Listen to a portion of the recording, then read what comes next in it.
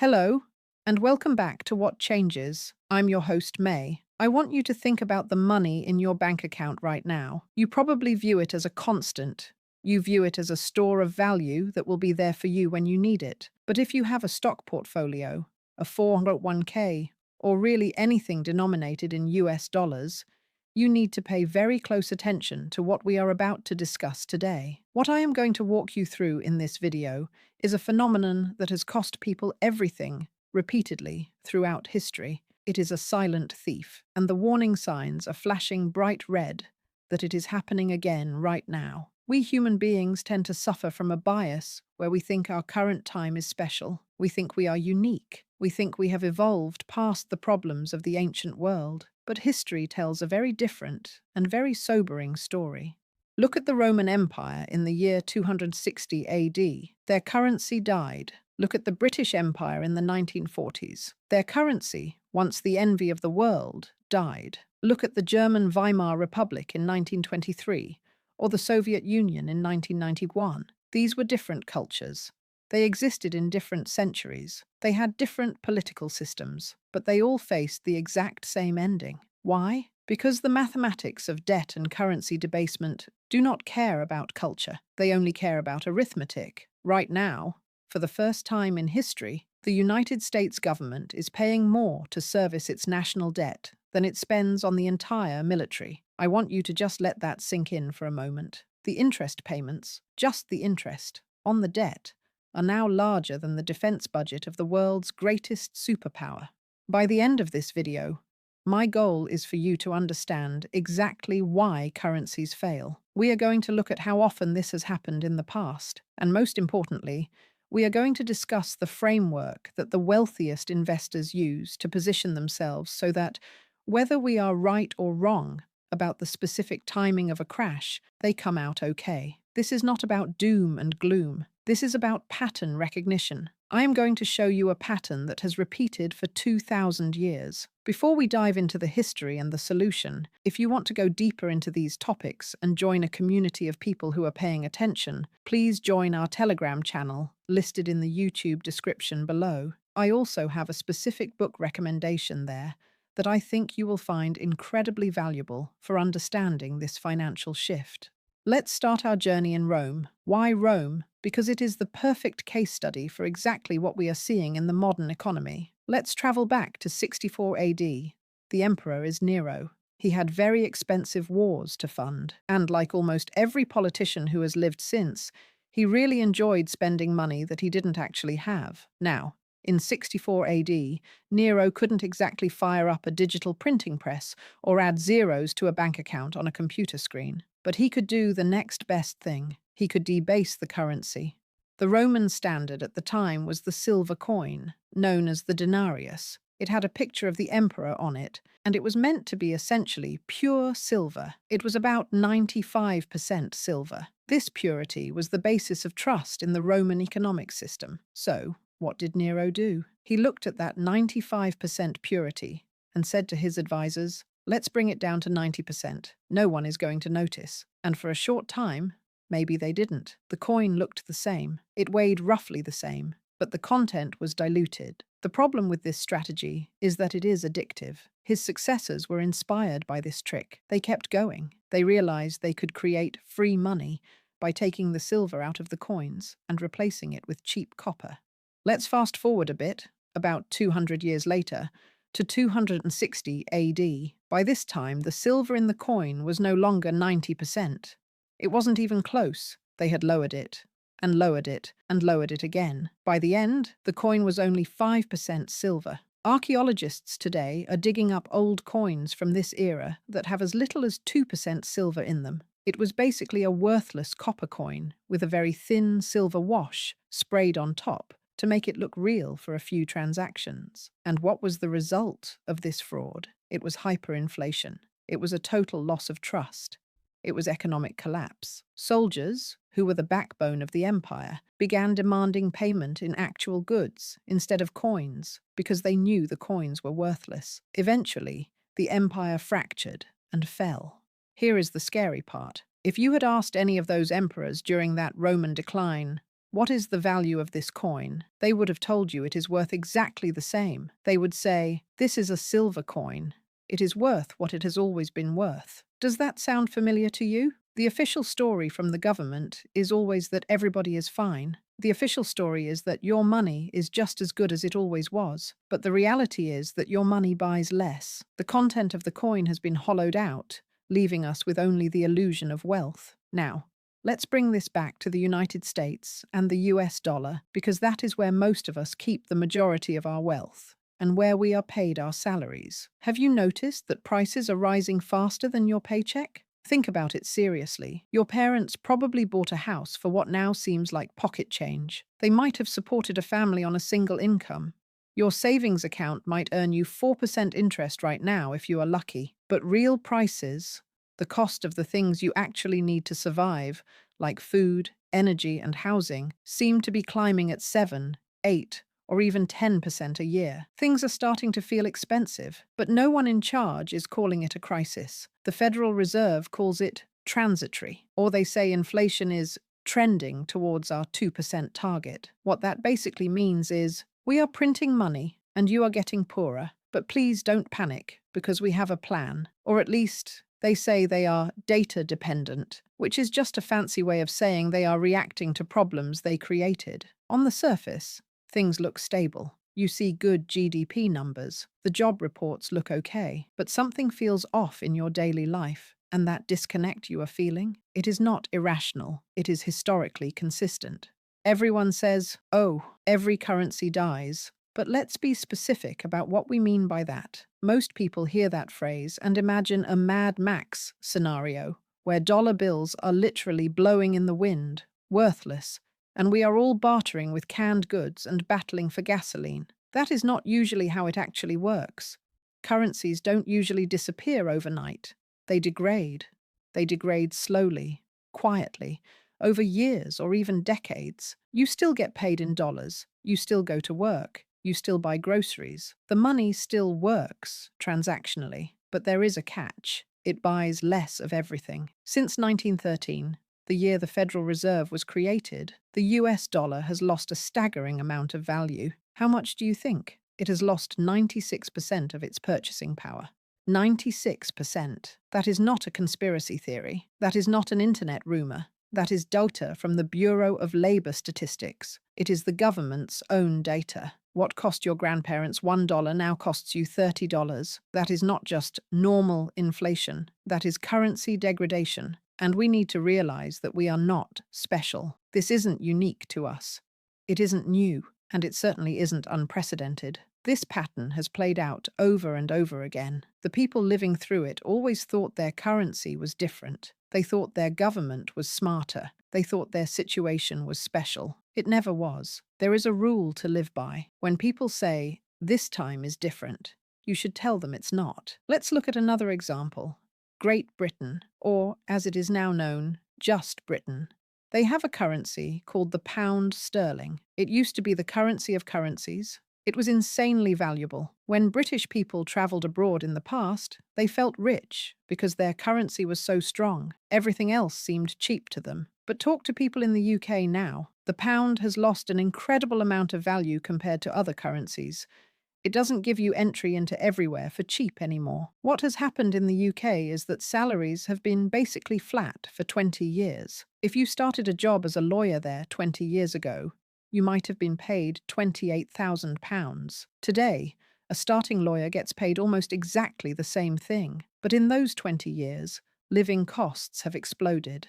This means the value of the pound has gone down, and the real value of salaries has gone down with it. On top of that, most British people put their money into the UK stock market. That market has massively underperformed compared to the US markets. If you look at British pensions tied to their stock market, they might have gone up 2% a year. Compare that to the US market over the same period, which went up about 13% a year. Over 10 years, that makes a huge difference. One investor ends up poor, the other looks rich. This didn't happen suddenly in the UK. It kicked off really in the 1940s, when the British Empire began to crumble. It wasn't a sudden apocalypse. It was a slow erosion. Most people didn't notice it happening year by year. Most people still don't notice it until they look back and realize they are poorer than their parents were. Of course, sometimes it does happen fast. We all know the famous story of the Weimar Republic in Germany. Workers were paid twice a day because the money lost value so fast. People used wheelbarrows of cash just to buy a loaf of bread. Eventually, the currency was replaced at a rate of 1 trillion old marks to one new mark. It was a total wipeout of the middle class. Or, talk to the Russians. In 1991, the ruble collapsed pretty much overnight. Lifetime savings became worthless. People who had worked their entire lives found that their retirement accounts wouldn't even buy a loaf of bread. Different reasons, different technologies, different political systems, different centuries. But the pattern is the same.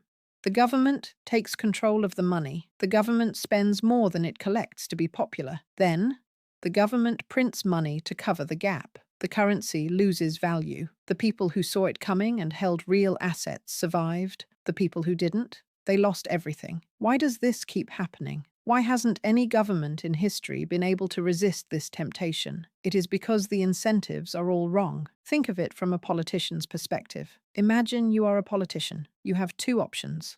Option one, you can be responsible. You cut spending. You increase taxes. And what happens? You lose the election. Your opponent, who promises everything to everyone, wins. Option two, you fund everything. Free stuff for everybody. Checks, bailout money, dividends. You just hand the money out. The negative consequences of this are going to happen down the road. By the time the bill comes due, you are either retired or dead. But right now, you are popular. Do you choose to be popular, or do you choose to be unemployed? Those are the two options politicians face. The problem is, once you start with the popular thing, handing out money you don't have, you get trapped. The US government has nearly $40 trillion in debt just to pay the interest on that debt. The government spends well over $1 trillion a year. That is more than is spent on the entire military. So how do they pay it? This is the insane part. They use new, freshly minted debt to pay the interest on the old debt. The interest creates more debt, and the debt creates more interest. It is a circle. What is the only politically acceptable way out of this circle? You can't default, because that ends the party. You can't raise taxes enough because the numbers are too big. You can't cut spending enough. Some people suggest taxing billionaires at 100%, but even if you did that, economists warn that the billionaires would just leave. They would move their money to places with lower taxes, like Monaco or Dubai. We have seen this happen in the UK. When they raise taxes, they actually collect less money because the wealth leaves. And if you try to tax the masses, you get voted out of office. So, they print. The printing press is a beautiful thing for a government. When you print money, you have more dollars in the system. Therefore, each dollar is worth less. Since the national debt is held in dollars, the debt becomes worth less too. It effectively shrinks the debt without technically defaulting. But here is the catch. If you are an American and you hold cash, or you have a salary that pays in cash, you are the one paying for that printing. It is a tax, but it is quiet. It is silent. There is no tax bill sent to your house. It just happens. It is a slow and steady erosion of everything you have saved. Now, I know there are objections. People say, but May, America is different. We have the world reserve currency. We have the biggest military. We have the biggest economy. We have the technological advancements. That might all be true. But was Rome not the most powerful empire of its age? Was Britain not the greatest empire of its age? Britain ruled 1/5 of the world. They had the world's reserve currency before the United States. Having the world's reserve currency does not prevent currency degradation. It just delays it. It buys you time, but it does not buy permanence. The average lifespan of a reserve currency is 94 years based on historic data. The US dollar has held reserve status for over 100 years now. That doesn't mean it collapses tomorrow, but it does mean we are in uncharted territory. We are past the average expiration date. To understand where we are going, we need to look at what the central banks are doing. They are not acting like everybody is fine. While most regular people think everything is normal, central banks are making moves. Central banks bought over 800 tons of gold last year. That is the third year in a row of massive buying. Countries like Poland, China, Brazil, and Turkey are accumulating gold at the fastest pace in 50 years.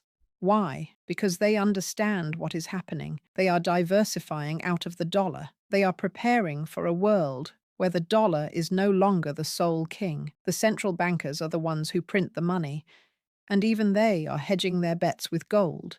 So, what are the signals you should watch for? If you are taking notes, write these down. Signal number 1, central banks changing their behavior. We just discussed this. They are buying gold quietly through the back door. Signal number 2, interest payments exceeding key items in the government budget. When interest payments on debt exceed the military budget, that is a massive red flag. It means the debt is compounding faster than the economy can handle. We crossed that threshold recently. Signal number 3, the language used to describe the economy. Watch how politicians and central bankers talk. Notice how they redefine strong growth. They might point to GDP, but that growth is often driven by government spending and inflation. They point to low unemployment, but they don't count the people who stopped looking for work. They talk about the healthy consumer, but the consumer is paying for groceries with credit cards and buy now, pay later schemes. That is not health. Signal number 4,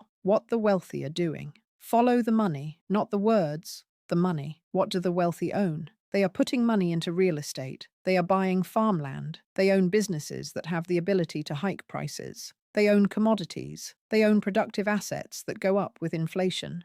People often say, but Warren Buffett holds cash. No, he doesn't. He holds short-term bonds that pay him interest. He treats it as a cash equivalent, but he is earning a return on it. He isn't just letting paper sit in a vault losing value. Let's talk about gold and silver for a minute. I want to be clear. I am not a gold bug. I don't think we need to go back to a strict gold standard. And I don't view gold as a religion, but I am a pattern recognition person, and the pattern is clear. Every time we trust in paper currencies, and every time governments push the printing press too hard, gold and silver re-enter the conversation. They have been considered dead assets for boring people for decades. But they have one unique property that paper does not have. There is no counterparty risk. What does that mean? When you hold dollars, you are trusting the US government. The government is your counterparty. You are trusting they won't print too much. You are trusting they will manage the economy well. But when you hold gold, you are trusting physics. Gold is gold. It doesn't need anyone's promise to have value. Now, gold doesn't produce anything. It just sits there. But enough people in the world believe it has value, including central banks. The World Gold Council found that 95% of central banks expect global gold reserves to increase. Nearly half said they plan to add to their own reserves. This isn't a conspiracy. It is the people running the system hedging their own risks. For smart investors, gold and silver are insurance, not speculation. You don't buy fire insurance on your house because you want your house to burn down. You buy it in case it does. History shows that in every currency crisis, the people who held real assets outside the system did better than those who did not. The problem with this crisis is that it isn't obvious, it is quiet. If you are diligently saving your money in a savings account, you are losing purchasing power every single year. If you are earning 4 or 5% interest, but real inflation, the cost of the stuff you actually buy, is higher than that, you are falling behind. If you are a retiree living on a pension or social security, your checks might go up 3% a year. But if costs go up 6 or 8%, you are getting squeezed. Do that for 10 years. Do the math. Your standard of living drops. You don't notice it at first, but after a while you realize you can't afford what you used to. There are people sitting on the sidelines saying, I will invest when things calm down, or I am waiting for a better entry point. Every month they wait is another month where their currency loses value. The cash is melting like an ice cube. This crisis does not hit all at once. There are no headlines screaming currency failure. It happens so slowly that people don't realize it until they look back 20 years later and wonder why they are poorer than their parents. But there is good news. This is not about doom. Every currency crisis in history made some people wealthier. Some people came out ahead. Who are they? They are the owners. First, they own businesses that have pricing power. Imagine you own the only electricity company in town. If you raise prices, people still have to pay because they need lights. That is pricing power. Or look at a company like Amazon with its cloud business. If they raise rates, businesses have to pay. Compare that to a gas station. If one gas station raises prices by 2 cents, everyone just drives across the street to the other one. They have no pricing power. You want to own businesses that can charge more when costs go up. That protects you. Second, real estate. It is called real estate because it is real. You can touch it. You can live in it. It exists in the physical world. Houses tend to move up in value with inflation because the house doesn't care about monetary policy. It is a physical asset. Third, commodities and metals. We discussed gold and silver as insurance. The worst thing you can do is get fearful and go into cash. People think cash is safe, but cash is just an IOU from a government that can print as many IOUs as it wants.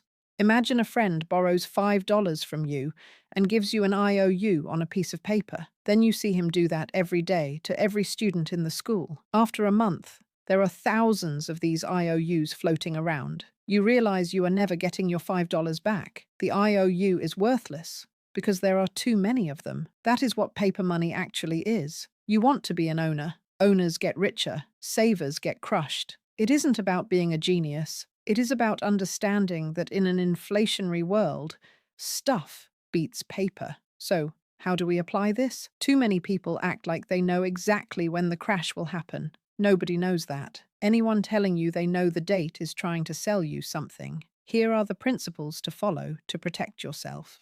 Principle 1. No single bets. Don't put everything in gold. Don't put everything in stocks. Don't put everything in real estate. You could be wrong about the timing or the outcome. Diversification is about surviving when you are wrong. Principle 2. Own assets, not cash. Keep an emergency fund, of course. But beyond that, you want stocks with pricing power, real estate, and precious metals. Cash sitting in a bank is guaranteed to make you poorer. Principle 3. Have insurance. Gold, silver, and perhaps Bitcoin if you believe in it. These are assets that typically recover when confidence in the system is lost. Principle 4. Humility. Don't pretend to have a crystal ball. Structure your life so that you are okay across a wide range of outcomes. Whether the dollar collapses tomorrow or slowly erodes for another 20 years, you want to be positioned to survive both. This is a gradual transition. The Roman Empire didn't collapse overnight. It took centuries. Life went on. People adapted. The British Empire didn't disappear. Britain is still there. It is just different. What we are describing is not an apocalypse. It is a transfer of wealth. The transfer is from those holding paper to those holding real assets. If you think the market is going to crash and banks will close tomorrow, you are likely wrong. The damage is cumulative. It is a little erosion this year, a little more next year. It compounds over decades. Because nothing dramatic happens day to day, people assume nothing is wrong. They keep waiting for a signal to act. But the signal is the pattern itself. The signal is the $38 trillion in debt. The signal is the central banks buying gold. Doing nothing is a decision. If you wait, you might lose more than you think. Every currency has a lifespan. This is just a historical fact. It happened to the Romans, the Brits, the Soviets. Different systems, same ending. People tend to notice the ending, but they rarely notice the start. My hope is that you are now in a position to notice it starting. Don't let this paralyze you. Let it motivate you to learn about compounding and asset ownership. If you want to learn more about book recommendations that cover this history and strategy, please check out the Telegram channel in the description below. I'm May, and this has been What Changes. If you found value in this, share it with someone who needs to hear it. It might just plant a seed in their mind. Thanks for watching.